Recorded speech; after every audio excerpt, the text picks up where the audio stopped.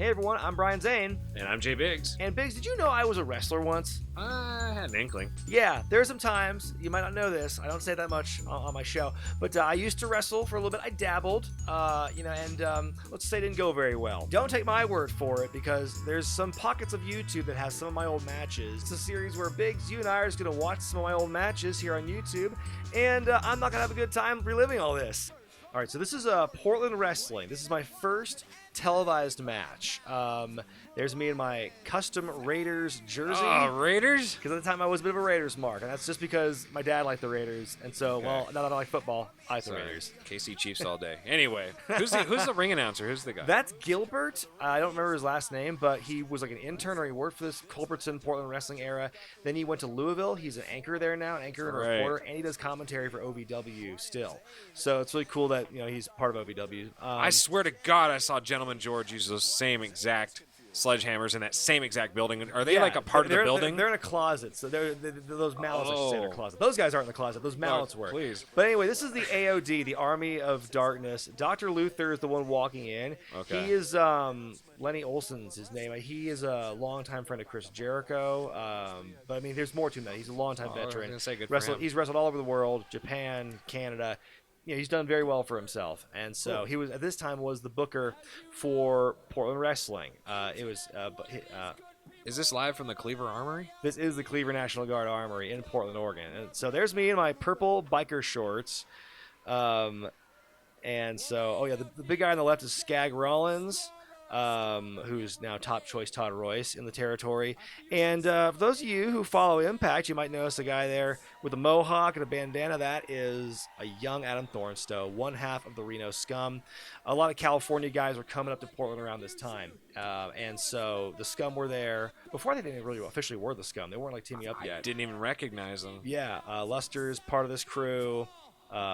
El Chupacabra's part of the crew, Rick Luxury, Tim Thatcher, this man, my opponent for the evening. Look at that look. Yeah. Oh, 7 feet tall, 350 pounds. Look at Brian Zane's eyes there, doggone. Well, the Army of Darkness has been recruiting. To this day, people will say, "Oh man, that look you gave when the big man walked in." Like, it's so funny how people remember those things like that. And I remember hearing the production team laughing their ass off. This is my first match, but I've been working for PW before this as a cameraman, so the crew already knew who I was, like the TV crew.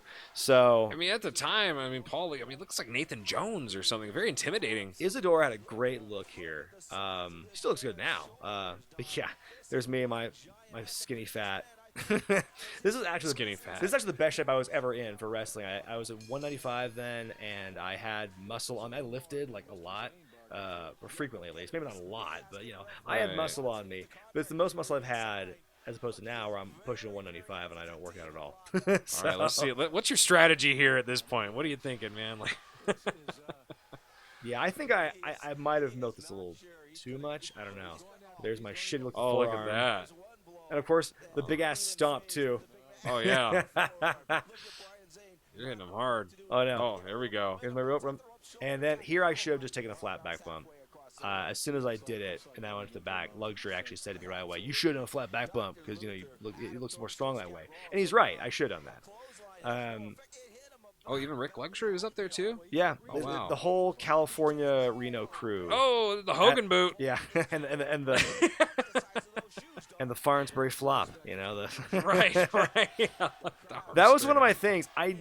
Looking back, I'm like, I bumped wrong so much. I just kind of took it all on my back. I never put my hands down. Right. And the hands, I realized that it absorbs the shock and makes you stop from flopping so much. I just never learned to do that. I think you're going 8, 9, Yeah, 10 feet boom. up. Jesus Boom, Christ. which is why I do that flip as well, because my arms don't take any impact. Right, I guess not. When I hit the ground, it was like starburst, like the white flash. What's when I up made with that contact. count?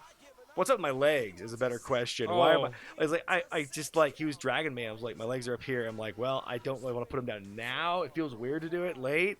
There's a more realistic approach to it because, and just like in UFC, when someone gets knocked out and they seizure, sometimes they blow lock up. Yeah, that's might have been what it was too, on a very subtle tip.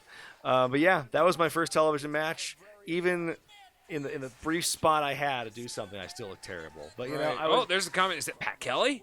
No, it's not Pat Kelly. Okay. It's different days. That's Don Koss, Frank Colbert's in the middle, and some dude ringing the bell on the far left who didn't say anything. The bell ring. Yeah, but yeah, these were the beginning of my salad days as a wrestler, and things would only go. And then you transferred to hot dogs? No, I was getting. They had pizza. They had pizza at Portland Wrestling. They didn't have hot dogs. Off camera, Skag is over my prone body and just like gives me a chop on the chest for no fucking For reason. no reason. A chop on the chest. So He just wanted to get some action the in. camera That's misses it. Yeah. But yeah, it's just so funny because I still know a lot of these guys today. Like, work with Adam a lot, work with Big Steve a lot, and Skag I worked with recently, WCWC. It's just the memories in my mind. But that's the first Right. match. Well, there you go. The first in many that we're going to take a look at here on Wrestling with Regret. There's Choopy. Oh, my gosh.